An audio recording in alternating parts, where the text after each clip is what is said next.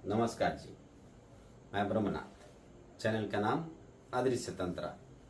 सवाल है, अघोरी और नागा के बीच में अंतर क्या है? अच्छा सवाल है। समाज में कुछ लोग इस चीज को लेके बड़े कंफ्यूज रहते हैं कि दोनों में अंतर है क्या है, सिमिलर है क्या है। चलिए इस बारे में बात करेंगे, लेकिन वीडियो में जाने से पहले आप लोगों से रिक्वेस्ट है कि सब्सक्राइब जरूर कर दें। अगर वीडियो अच्छा लग रहा है तो लाइक का बटन जरूर दबा दें। चलिए बढ़ते हैं वीडियो की तरफ। अघोरी और नागा। नागा और अघोरी में ज्यादा अंतर तो नहीं होता है। नागा साधु और अघोरी साधु, ज्यादा अंतर नहीं होता है, कुछ सिमिलर सा होता है। लेकिन फिर भी अगर उनका सोच देखा जाए, उनका रहन सहन देखा जाए तो बहुत अलग हो जाता है। नागा जो होते हैं वो प्योर वेज के ऊपर चलते हैं। प्योर वेज उनको खाने के लिए जैसे राजसिक भोजन होते हैं ना, वो वैसे चलते हैं। लेकिन अघोरी ऐसे नहीं चलते हैं। अघोरी को जो जैसा मिले वैसा रहते हैं। ये दोनों में बहुत ज़्यादा डिफरेंट है, बहुत ज़्यादा अंतर है कि ये लोग एक दूसरे के विपरीत भी है और एक दूसरे के बिना अधूरे भी है। विपरीत इसलिए है क्योंकि इनके जो रहन सहन होते हैं, जैसे नागा होते हैं, नागा असल में अधिकतर समय देखा गया है कि नागा आश्रम या फिर मठ या फिर पीठ ऐसे जगह में रहते हैं। लेकिन अघोर जो होते हैं या अघोरी जो होते हैं वो ऐसे नहीं रहते। कहीं भी रह लेते हैं, कहीं भी कुछ भी खा लेते हैं, कहीं भी सो जाते हैं। इनका रहन सहन ऐसे होते हैं। इनका रहन सहन, नागाओं का रहन सहन थोड़ा राजसिक होते हैं। तो दोनों में अंतर होता है। अब पहनावा में अगर हम अंतर करें, जो अघोरी होते हैं और नागा होते हैं उन दोनों में पहनावा मतलब कपड़े, जो हम वस्त्र कहते हैं, उसमें ज्यादा अंतर नहीं होता है। लेकिन अघोरी चाहे तो कुछ भी पहन सकता है, जैसे काला, हरा, नीला, पीला, सादा, ऐसे कुछ भी पूरा कपड़ा पहन सकता है। लेकिन नागाओं में ऐसा नहीं होता। नागा सिर्फ अपने लज्जा तक ही ढक सकता है, यानी अपने जौन इंद्रिय तक या फिर लिंग तक ही ढक सकता है। इससे अधिक ढक नहीं सकते वो। हाँ, समाज के लिए वो थोड़े से कपड़े पहन लेते हैं, लेकिन ऊपर जैसे बॉडी के ऊपर वो कुछ भी नहीं पहनते। चाहे वो ठंड हो, गर्मी हो, बारिश हो, कुछ भी हो। बारिश में वो छाता तक व्यवहार नहीं करते और ठंड में वे कंबल इस तरह के कुछ व्यवहार नहीं करते, वे ऐसे ही रहते हैं। लेकिन अघोरी ऐसे नहीं रहते। अघोरी कुछ भी पहन लेते हैं, मसान में जो भी मिलता है, चाहे वो कंबल मिले, रजाई मिले, जो भी मिले वे पहन लेते हैं या ओढ़ लेते हैं या फिर सो जाते हैं वैसे। लेकिन अघोरी ऐसे नहीं रहते। तो अघोरी और नागाओं में ये अंतर होता है। अब सबसे बड़ी बात होती है, कुछ लोग ये कहते हैं कि साधु साधु कहें तो जो सन्यासी होते हैं, अघोरी और नागा सन्यासी। सन्यासी में एक चीज बहुत देखा गया है कि लंगोट बांधना। लंगोट बांधना, लंगोट यानी जो अंडरवियर जैसे हम लोग बोलते हैं ना, तो वो लंगोट होता है। आप सभी जानते होंगे, जो पहलवान लोग पहनते हैं लंगोट। लेकिन वो लंगोट, ये लंगोट में बहुत अंतर होता है। ये लंगोट का करण, लंगोट करण मतलब लंगोट देना, ये बहुत ही इसकी गुप्त तरीका है कि लंगोट गुरु देते हैं। और इसकी जो गांठ होती है, इसकी खास प्रकार की गांठ होती है, एक खास प्रकार की गांठ होती है, क्योंकि सिलाई नहीं होता। दोनों में सेम होता है। अघोरी और नागा में दोनों जो लंगोट पहनते हैं वो खास प्रकार की बनती है, वो गुरु देते हैं। और खास प्रकार की गांठ होती है, ऐसी जगह पे गांठ होती है वो हमेशा मूलाधार चक्र पे जाके बैठा रहता है इस तरह, ठीक है, ताकि वो मूलाधार चक्र हमेशा प्रेशर में रहे। तो ये होता है लंगोट पहनने का कारण। ऐसा नहीं है कि वे ऐसे ही पहनते हैं, इसका भी साइंटिफिक रीजन है।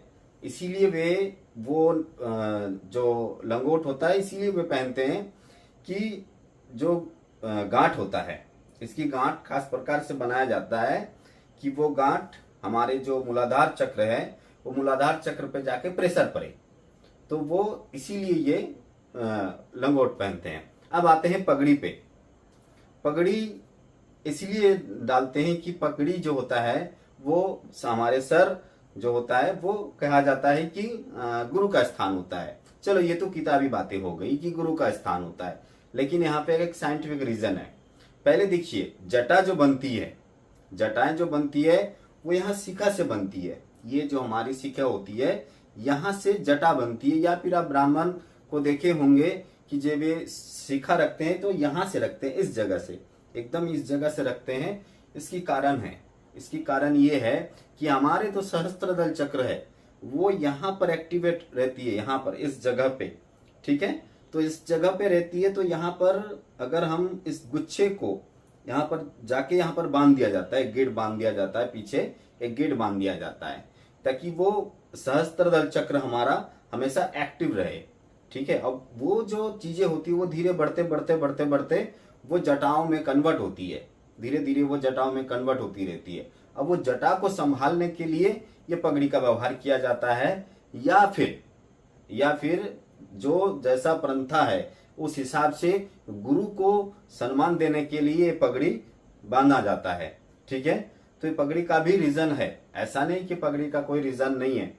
तो इसीलिए हर वस्त्र जो साधु या नागा अघोरी जो वस्त्र पहनते हैं इसमें रीजन होता है, इसका साइंटिफिक बहुत बड़ा कारण है। चलिए एक और बात बताते हैं कि ये माला धारण करते हैं, कुछ भी माला देखिए, रुद्राक्ष हो गया या फिर मूंगे का होता है, हड्डियों का भी होता है, तो वे माला धारण करते हैं।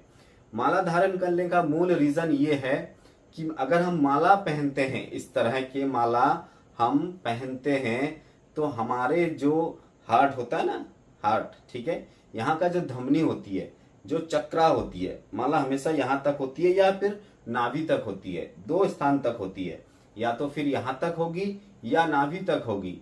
जब हम सांस लेंगे तो वो सांसों के साथ हमारे वो फील होगा कि हमारे माला कहाँ, जहां तक है वहां तक खत्म हो रहा है सांस धीरे धीरे, या फिर नाभि तक।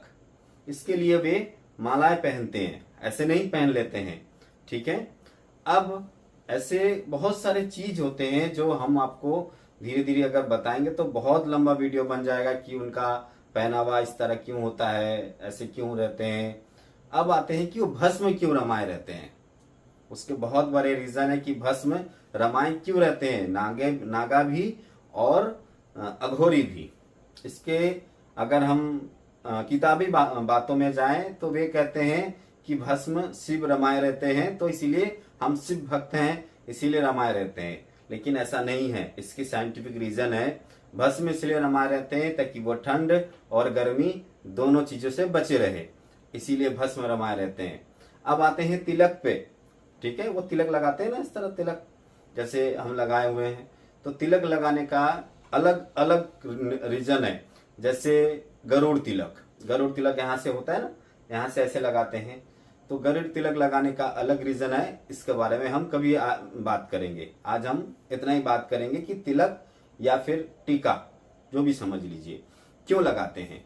इसके पीछे रीजन ये है कि हमारा आज्ञा जो दल चक्र होता है वो यहाँ पे स्थिर होता है और हमें फील होता है, हम अगर कुछ भी वहां पर लगाए रखते हैं, कुछ भी अगर हम यहाँ पे लगाए रहते हैं तो हमें फील होता है कि आज्ञा दल चक्र जो है हमारा कहीं ना कहीं मूव कर रहा है, मतलब हिलता नजर आएगा।